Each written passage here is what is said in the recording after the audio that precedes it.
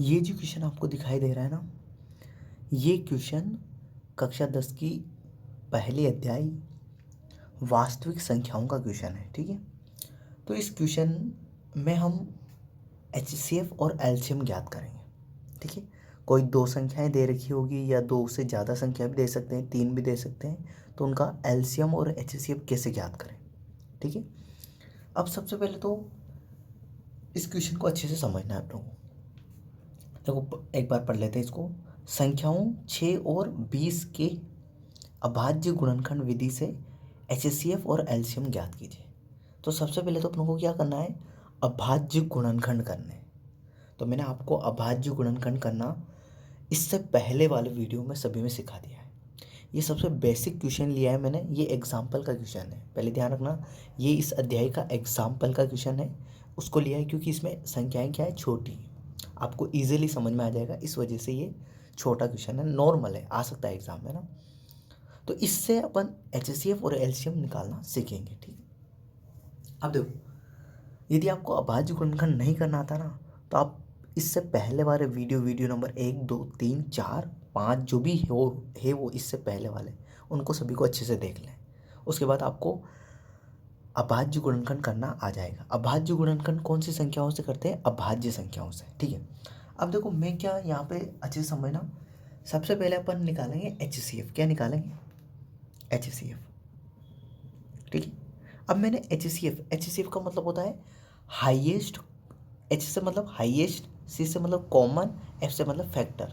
ठीक है, highest common factor, इसको हिंदी में बोलते हैं महत्तम समापवर्त, मसप बोलते हैं। क्या बोलते हैं, म स और प, पियन प, मसप, ये मसप होता है। यहाँ और लिख देता हूँ, महत्तम समापवर्त। ठीक है, महत्तम समापवर्त बोलते हैं इसको। ठीक है, अब एचसीएफ निकालने के लिए यहाँ ध्यान रखना, एक लाइन लिख रहा हूँ मैं, अच्छे से समझ लेना उसको। एचसीएफ निकालने के लिए दी गई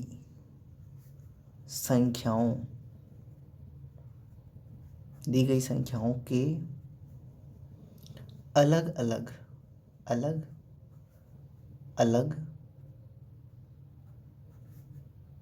अभाज्य गुणनखंड करते हैं। ठीक है, तो एचसीएफ निकालने के लिए क्या करते हैं अपन, जो अपनों को संख्याएं दी है ना, उनका अलग अलग अभाज्य गुणनखंड करते हैं। जैसे देखो यहाँ पे कौन कौन सी संख्याएं दी है अपनों को, 6 और 20। तो सबसे पहले मैं 6 का अभाज्य गुणनखंड करूँगा। तो देखो ये मैंने लिखा 6, तो सबसे पहले अभाज्य संख्या कौन सी आती है, 2। मैंने आपको सिखाया हुआ है अभाज्य गुणनखंड कैसे करते हैं, अभाज्य संख्याओं से करते हैं। तो सबसे छोटी आती है अभाज्य संख्या 2, सबसे पहले उसका भाग देंगे। अब किसी भी संख्या में 2 का भाग कब जाएगा, यदि उसका इकाई, किसी भी संख्या का इकाई अंक, देखो चेक कैसे करेंगे कि किसी भी संख्या में 2 का भाग जाएगा कि नहीं जाएगा। तो चेक करने का तरीका ये होता है कि कोई भी संख्या जिसका इकाई अंक यदि सम संख्या है तो उसमें 2 का भाग जाता है, या फिर यदि किसी भी संख्या का इकाई अंक 0, 2, 4, 6, 8, इनमें से कोई सा भी इकाई अंक हो ना, तो उसमें 2 का भाग जाता है। तो देखो इसमें 6 है इकाई अंक, और 6 क्या है, अपना सम संख्या है, और 0, 2, 4, 6, 8 में 6 आता है, तो इसमें 2 का भाग जाएगा। तो 2 का भाग देंगे 6 में, तो कितनी बार जाएगा, 3 बार, 2 तिया 6। ठीक है, अब 3 में तो 2 का नहीं जाएगा, तो 2 के बाद अभाज्य संख्या कौन सी आती है, 3, तो 3 एकम 3। ठीक है, ऐसे अपनों को किसके अभाज्य गुणनखंड निकालने हैं, 20 के। तो देखो यहाँ इधर लिख रहा हूँ मैं 20 के अभाज्य गुणनखंड, ये 20 लिखा मैंने। अब सबसे पहले किसका भाग देंगे, 2 का।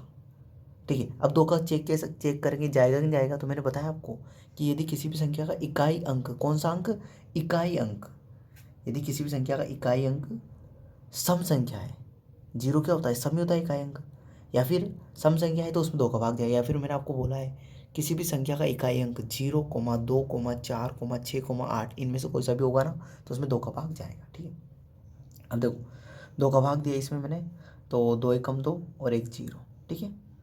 अब वापस एक बार और चेक करना है 2 का जाएगा कि नहीं जाएगा। तो देखो इसमें इकाई अंक क्या आ रहा है 0, तो इसमें वापस किसका भाग चला जाएगा 2 का। तो 2 5 10, ठीक है। अब इसके बाद देखो 2 में 5 के बारे में 2 तो आता ही नहीं है, वैसे भी इस 5 का इकाई अंक 5 ही है, वो तो विषम संख्या होती है, तो इसमें 2 का भाग नहीं जाता, ठीक है। अब 2 का भाग नहीं जाता, 2 के बाद अभाज्य संख्या कौन सी आती है 3। 3 का भाग 5 में जाता है क्या? 3 के बारे में 5 तो आता नहीं, तो 3 का भी भाग नहीं जाएगा। अब 2 का देख लिया उन्होंने, 3 का देख लिया, अब 2 और 3 के बाद अभाज्य संख्या कौन सी आती है 5। तो 5 का भाग देंगे, 5 एकम 5, ठीक है।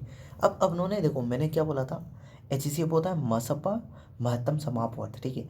HCF निकालने के लिए दी गई संख्याओं के अलग अलग अभाज्य गुणनखंड करते हैं। तो देखो दी गई संख्या कौन कौन सी थी, 6 और 20 थी, तो अलग 6 का अलग अभाज्य गुणनखंड कर दिया, 20 के अलग अभाज्य गुणनखंड कर दिए, ठीक है। अब आगे देखो यहाँ से समझना, यहाँ से इंपॉर्टेंट है। अब देखो HCF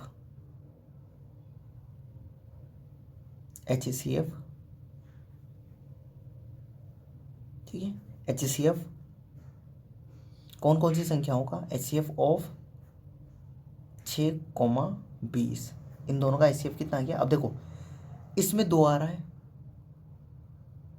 अभाज्य गुणनखंड की है तो इसमें 2 आ रहा है, इसमें भी 2 आ रहा है, ठीक है। अब इसमें 3 आ रहा है, पर इसमें 3 आ रहा है क्या, इसके अभाज्य गुणनखंड 3 आ रहा है कि नहीं आ रहा है, ठीक है। अब इसमें 5 आ रहा है, पर इसमें 5 आ रहा है कि नहीं आ रहा है, तो इसका HCF क्या हो जाएगा ओनली 2। जो कॉमन आए इसमें, इसके अभाज्य गुणनखंड में और इसके अभाज्य गुणनखंड में जो कॉमन संख्या आएगी ना, वही हमारा क्या होगा HCF होगा। तो 6 और 20 का HCF क्या हो गया 2, क्योंकि 2 यहाँ पे एक और आ रहा, पर यहाँ पे एक बार और आ रहा कि 2 नहीं आ रहा, इस वजह से ये वाला 2 नहीं लिया। समझिए ना, मतलब जो कॉमन फैक्टर आएंगे, जैसे 2 इसमें भी है 2 इसमें भी है, तो इन दोनों इनमें से एक ले लिया अपना, ठीक है। 2 यहाँ पे भी तो एक एक ले लिया। अब ये 2 यहाँ पे है, पर यहाँ पे भी एक बार और होता ना, तो एक बार और फिर क्या करते हैं, एक बार और गुणा का चिन्ह लगा के 2 लिख देते हैं। आगे आने वाले सवाल में आप अच्छे से सीख पाएंगे और भी ज़्यादा, ठीक है। तो HCF में क्या करते हैं, सबसे पहले तो ध्यान रखो अलग अलग अभाज्य गुणनखंड करते हैं, और उनमें जो कॉमन नंबर आएगा वही हमारा क्या होगा HCF होगा, ठीक है। तो इसमें और इसमें कॉमन नंबर क्या आ रहा है अपना 2, तो 2 HCF हो गया, ठीक। अब आगे LCM निकालते हैं, ठीक है। तो देखो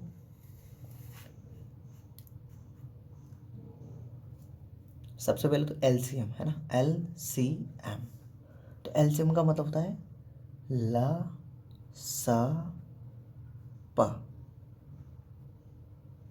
ठीक है, ला सा पा बोलते हैं LCM को, क्या बोलते हैं ला सा पा। इसका हिंदी में पूरा नाम होता है, देखो इंग्लिश में क्या बोलते हैं, L को लोएस्ट, C को कॉमन और M को मल्टीपल, ठीक है। तो लोएस्ट कॉमन मल्टीपल लसपा, इसको बोलते हैं लघुत्तम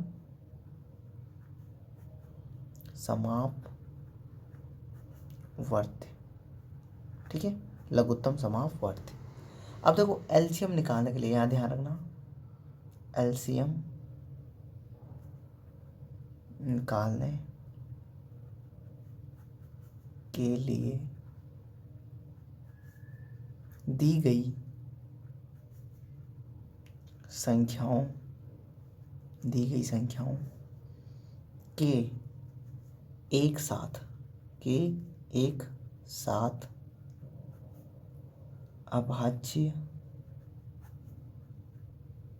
गुणनखंड करते हैं, ठीक है, ठीक है। तो LCM निकालने के लिए दी गई संख्याओं का एक साथ अभाज्य गुणनखंड करते हैं। तो देखो मैं करता हूँ, अब देखो मेरे पास संख्याएं कौन कौन सी थी, एक तो थी मेरे पास 6 और एक थी कोमा, एक कोमा का चिन्ह, एक थी मेरे पास 20। अब इन दोनों का मैं क्या कर रहा हूँ, एक साथ अभाज्य गुणनखंड कर रहा हूँ, ठीक है। तो सबसे पहले 2 का भाग देंगे, तो 2 का भाग 6 में चला जाएगा, बिल्कुल चला जाएगा, सम संख्या है, इकाई अंक क्या है इसका सम संख्या है, तो 2 का भाग जाएगा।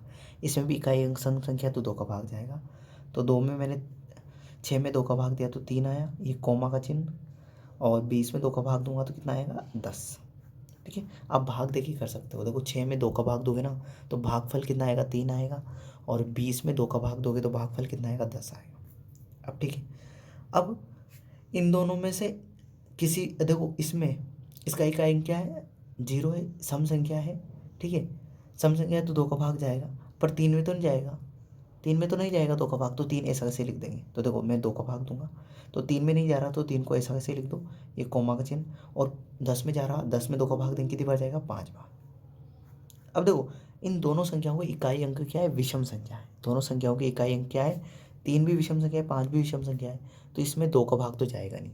अब 2 के बाद अभाज्य संख्या कौन सी आती है, 3, तो 3 में तो 3 का भाग चला जाएगा, 5 में नहीं जाएगा, तो 5 ऐसा से लिख देंगे। ठीक है, तो देखो इस 3 में 3 का भाग दिया तो एक बार, कोमा 5 में जा रहा तो 5 ऐसा कैसे। ठीक है, अब 5 में तो 3 का जाता ही नहीं, अब 3 के बाद अभाज्य संख्या कौन सी आती है, 5, और 5 में तो 5 का चला जाएगा, तो ये देखो एक ऐसा कैसे, और कोमा 5 5 का भाग दूंगा तो 1, तो 6 और 20 के अपने एलसीएम क्या आ गया। तो आपको कुछ नहीं करना है, यहाँ लिखना है एलसीएम ऑफ 6, 20।